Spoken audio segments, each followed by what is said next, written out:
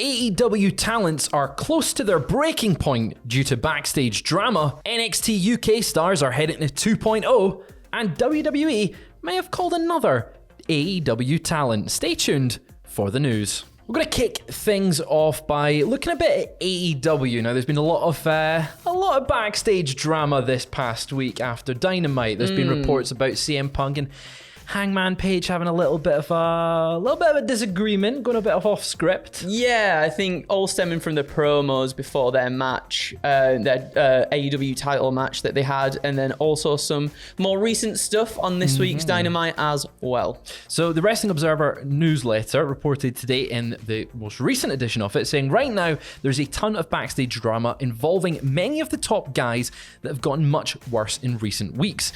There's a part of me where I just think Tony Khan needs to sit everyone down and air everything out before it gets worse. This is Dave Meltzer saying this, of course.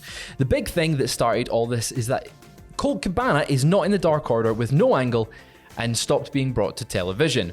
He was going to be cut, but Khan signed him for Ring of Honor, and this is really the catalyst of everything, although different people have different stories as to why it happened, including Punk and Page. But even if that didn't happen, it was probably going to happen for something else, just given the nature of the different personalities involved. It feels like a number of people are close to their breaking points if things don't get settled. Now, that's a very big Dave Meltzer wordy comment there. It is, but basically, it just sounds as though that there's different camps in corners of different people, and no one can see eye to eye, especially some of the more top talent. And it's one of those things that me and Tom spoke about this earlier as well. We talked about all the stuff, the drama involving Punk and Hangman Page, and it just feels as though that maybe it's time to sit down all in a room and actually just air everything out, because it's to the detriment of the talent, to the detriment of the company. You don't want to be in a locker room that's divided. You want to be somewhere where everyone can get along, you can make the best out of everything. So yeah, it just seems like it does seem like schoolyard drama. Maybe there is some other things that go a little bit deeper than what we've just seen play out on TV. But yeah, it just feels a little bit. It does feel, as you said, playground drama. It just like these are fully grown men in a workforce. That, like, obviously there's egos involved, and there's always egos involved in wrestling, and it looks like that's what's really coming to play. And it looks like it maybe has started as something that was just a little comment or something, but it has divided the locker room. And I can imagine, as we've seen in the past, WWE, for example, there's been when people have backstage disagreements, people don't enjoy working there. And AEW for the past 3 years since its inception has been this sort of paradise where everyone thinks it's all sunshine and rainbows. That might not be the case. It might not be the case. Like everywhere, there's always going to be disagreements.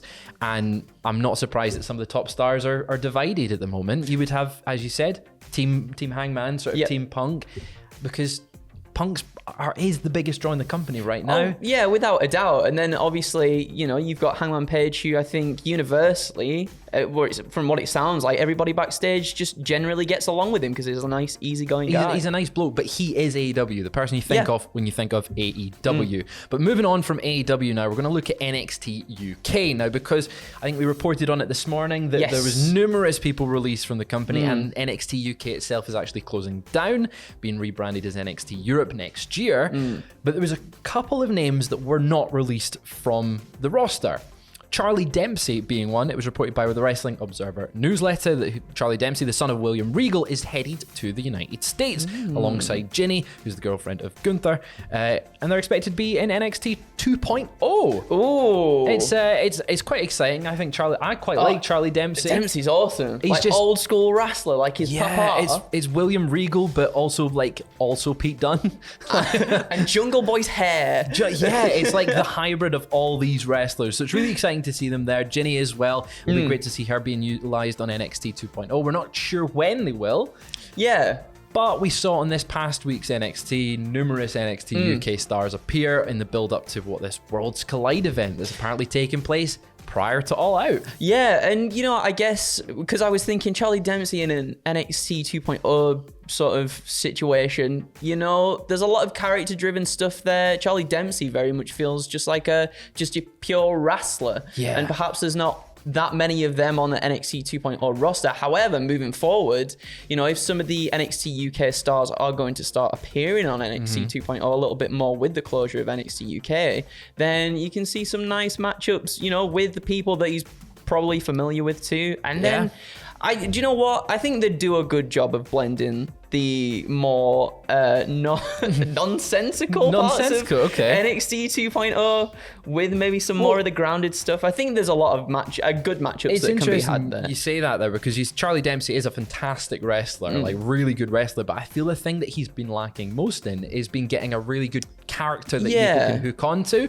Perhaps this upcoming run in 2.0 will do that for him and give him that little bit of a push. Possibly could. But it's a very exciting time. I'm very excited for that. In NXT Europe, you talked all about it this morning with NXT UK. So go and watch that video if you want more information on that. But sticking with the Wrestling Observer newsletter and some news from that, we have an update on MJF's AEW Return. Now, going back to what we were speaking about earlier, there was a shoot comment from CM Punk against Hangman, and people were speculating, is this to bring MJF back or something like that?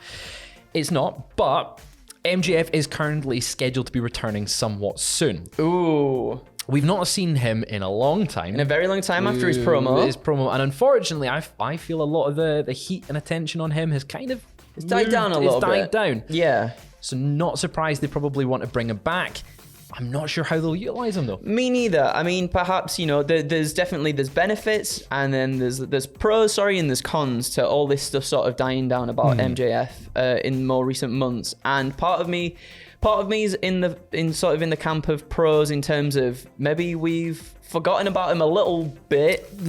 So then when he finally does come back, it does feel like a little bit of a surprise. And I think it's got to be in some obviously grandiose way to reintroduce himself by doing something absolutely dastardly, which could, you know, perhaps lead to something happening at All Out in Chicago. Well, that's just it. I think people really want to see MJF in that world title picture. And you mentioned the world title plans for Chicago in All Out. We've got an update on that as well with CM Punk versus Jon Moxley taking place next week on Dynamite. Yeah. But it's still the plan for All Out. So it looks like maybe that's an indication. This is, again, from the Wrestling Observer, this may be an indication that the match next week isn't going to end with a definitive finish and a definitive champion. It could be time limit draw, it could be anything, but it looks very much at the moment, as Dave Meltzer says, that there doesn't appear to be a backup plan for the CM Punk versus Jon Moxley thing not happening at All Out, so it looks like that is going to be the case for both belts as well. So I'm really torn on who I want to leave with the belt. Because after all this drama stuff now, I was speaking on the news the other day being like, I kind of want CM Punk to win and have that sort of, you know, the title run that you wanted to have with the Summer of Punk, but then obviously he had the injury with his foot. But now, with the drama, kind of like Jon Moxley's been a fantastic interim champion so far. Like he's been such a good fighting champion, and now I kind of want him to keep it. CM Punk's one of my favorite wrestlers of all time. But I'm like, Jon Moxley, he didn't get his proper run. He had no crowds for most of his. Yeah. So it's so torn. And then the factor in that JMJF currently scheduling to return soon. Perhaps he'll be involved in some way. I don't know. That is speculation. But we're going to round this news video off saying that WWE may have called another AEW talent. Again, Wrestling Observer newsletter is giving an update on a Fightful report. But Fightful ran a story about someone in talent relations in WWE contacting an AEW wrestler who has a long time left on his deal and trying to bring them in, which contract law is a very risky area. Because that can be classed as contract tampering. So it's a grey area there. But we do know that one person in AEW, and that the report notes that there could be more than one, was called and told people in WWE called him, but that person claimed he didn't answer the phone, so it may not be the person Fightful's talking about, which means more people in AEW have been contacted by WWE. And part of me feels like that might have potentially been a given since Triple H is back in control. And a lot of the people from NXT Black and Gold have made their way sort of after Triple H left and things started to change. A lot of people went over to AEW, and the thing is, a lot of people left WWE on good terms with WWE still and with Triple H. Like a lot of people speak highly of him. A lot of people that were in the Black and Gold that are in AEW now speak highly of him.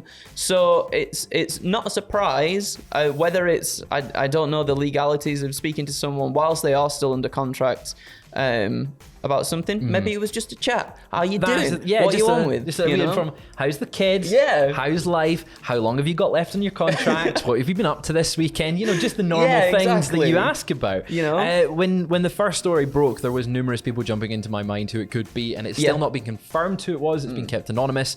But I mean, your mind has to think, you know, Adam Cole, Swerve, Scott, Keith Lee, all of these people that sort of left on good terms, as you said. Yeah, a lot of people that I think Triple H saw a future for in WWE that perhaps didn't get their chance to flourish either on the main roster, maybe they didn't even debut, or maybe they went to the main roster and it just didn't pan out for them because Vince had a different idea for them. The past few weeks have been absolutely crazy times in wrestling, with the drama backstage in AEW, with stars close to their breaking point, and obviously Triple H taking charge of WWE. This is a wild time, but any more wild news, we will keep you updated on the website at cultaholic.com and right here on YouTube. Right here. Tell them what you're doing on Twitch later as well. Grand Theft Auto, see me at 6 o'clock, but the podcast is also out tonight, and me and Sam will be back tomorrow with some news, so we will see you then. Chunky.